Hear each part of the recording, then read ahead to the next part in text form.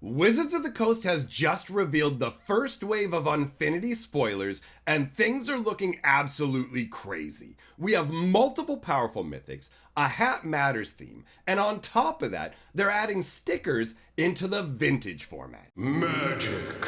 I am a wizard! History. I'm an old wizard! The magic historian. My bones hurt. Greetings! Owners of fine luxury cardboard rectangles, my friends! I hope the day finds you well because we have gathered to talk about the newest wave of Unfinity spoilers. There is some absolute madness in there. And speaking of madness, it's madness right here in my recording studio too. I wasn't expecting Wizards to drop all this goodness on us, so I don't really have everything set up perfectly. I've been doing a lot of tweaking, trying to get everything right for my Hatcher channel, but I figured that doesn't really matter right now because for this video, we're going to spend most of our time looking at cards on the screen. So, with no further ado, let's dive into the Unfinity insanity. We're starting out with an absolutely broken mythic in the form of Far Out. This card is crazy. 1 white and 2 for an enchantment with the bonkers ability that says, rather than choose the indicated number of modes for spells and abilities you control, you may choose 1 or more modes. You can't choose any mode more than once. If it's not obvious what this means, basically it's saying anytime you have a choose your own adventure style card, you can choose all of the adventures, right? So Boros Charm is a great example of a card that gets so nutty with Far Out on the board. 1 white and 1 red gets you a spell that normally says choose 1. Do 4 damage to target player or planeswalker. Permanents you control gain indestructible until end of turn. Or target creature gains double strike until end of turn. But with Far Out on the board, all of a sudden, you can choose as many of these options as you want, including all 3. So at instant speed for 2 mana, you can go, hey, I'm going to do 4 damage to one of your planeswalkers. I'm going to make all my guys indestructible during my attack. And look, the guy who's attacking over here has double strike. All for 2 at instant speed. Now, clearly, that is insanely powerful. So when you look at Far Out, you go, well, how can this possibly be a fair Magic card to play? How is this balanced? Well, it's not. And the way that Wizards of the Coast now shows the cards that they make from unsets that are unbalanced isn't by using silver borders like they used to. Now it's actually all about the little stamp down at the bottom of the card. So you'll notice that Far Out has an acorn down there. Now this means this card is not legal for tournament play. This is only meant for casual play, unevents, and things of that nature. Like, it is absolutely perfect for my cube, and I cannot wait to see what kind of dumb shenanigans come about as a result of this card being on the board. It's going to feel so good when you have it yourself, and it's going to feel so awful when your opponent gets to take advantage of it. Now, from the concept of the card, you need to understand the overall concept of the actual Unfinity set. So what they're doing is a retro sci-fi vibe. So think like, go back to the 50s and think of what the future would be like from the perspective of the 50s. It's that kind of science fiction combined with the idea of a traveling circus, traveling carnival. So they've got all kinds of like amusement park rides, things like that, and they travel around to different planets because this is an outer space sci-fi style set. In the artwork, what's actually going on is some unfortunate has got on the wrong ride at the carnival and basically has been flung out into space. This is the worst version of the Tilt-A-Whirl ever. You look at the flavor text, it says memories that will technically last the rest of your life because you're not going to have much life left. And every once in a while, when I've been at an amusement park like Canada's Wonderland and I've been on the swings, just swinging way up in the air going, what a lovely view, I have thought to myself, man, what if this chain snapped and I just went sailing through the sky? And this here is a hugely exaggerated version of that concept. So I enjoy it quite a bit. So this is a version of a mythic that's super powerful, but is not legal in Vintage. Now let's take a look at a mythic that is legal in Vintage and is crazy. Magar of the Magic Strings. I love his name. Magar! It's going to feel so good putting him out. 1 red, 1 black, and 1. He's a 3/3 legendary Minotaur performer, right? Remember, this is think like a Carnival Cruise as well. He's kind of got that vibe, or like a magician that you would have at some sort of circus, whatever it is, right? So he's 3/3. He's got 1 red, 1 black, and 1 as his ability. Note the name of target instant or sorcery card in your graveyard and put it onto the battlefield face down. It's a 3/3 creature with, whenever this creature deals combat damage to a player, you may create a copy of the card with the noted name.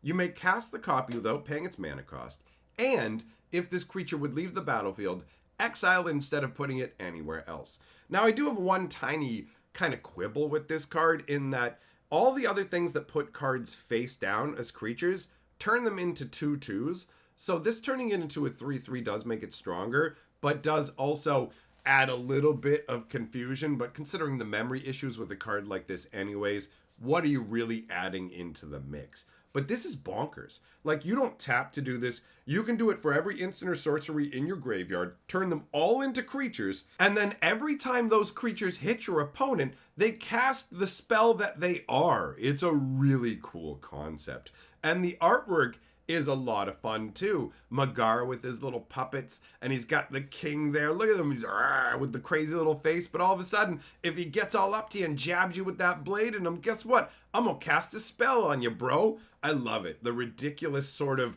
little rings of light that are around his horns and everything to make him look like a performer. But this guy has hardcore magic, and this is actually a very powerful card in my opinion. This is nothing to sneeze at, right? So Wizards has clearly decided the unset is going to be a place where you can get not just joke cards, but also genuinely playable cards. Moving on, we have the alternate version of Magar. So this is the Booster Fun variation. Now, there are 30 different legends in the set. Each of the legends will have this treatment. Basically what happened is they had the original artwork commissioned, and then they sent that original artwork off, and somebody reinterpreted it, right? So this is the reinterpreted version of Magar.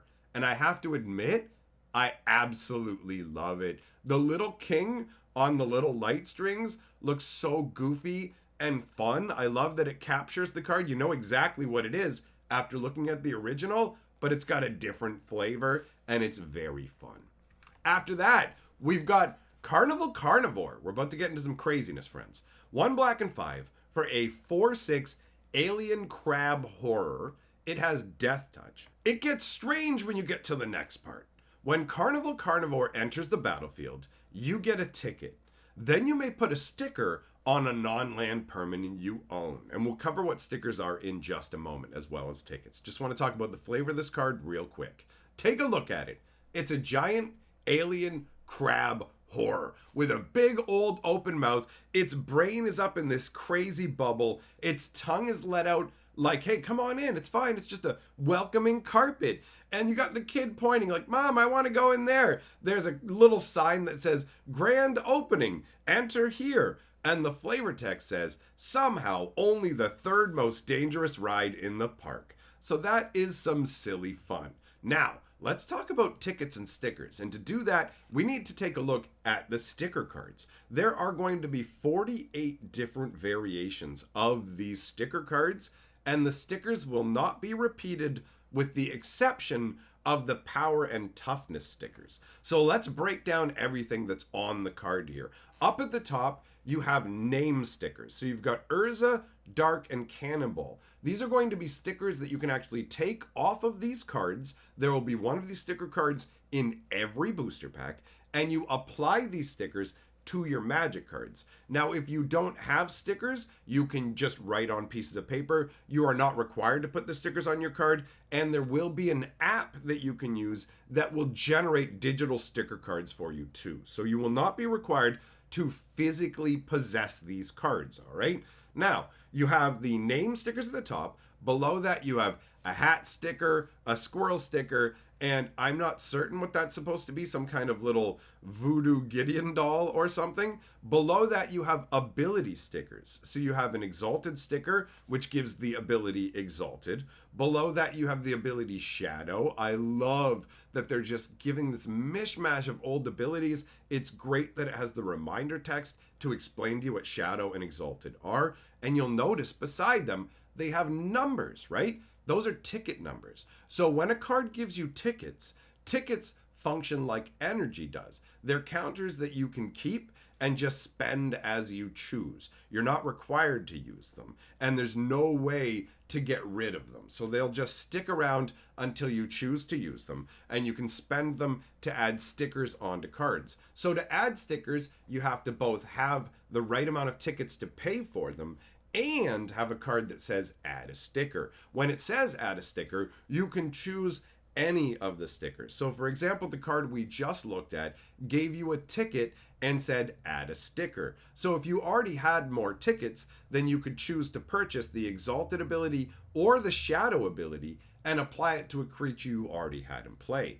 The same thing applies for the power and toughness down on the bottom of the card. You could either make the creature 1/5, or for 4 tickets, you could make it 7/4. So these stickers, you can only apply 1 sticker of each type to a card. Power and toughness stickers, basically how it works is you only put 1 on there, but if you want to, you can overwrite it by putting another one on. So you could originally make a creature 1/5 and later on choose to make it 7/4 with this. Now, when you're playing Vintage, you will have a stack of 10 of these sticker cards that you use along with your deck, and 3 of them are randomly selected from the 10 you bring with you. So if you use the digital app, it's just going to generate 3 random sticker cards. So it definitely is a very, very strange concept, and it is odd to me that they're including it in Eternal Magic, but it does allow for some silliness. So let's take a look at some cards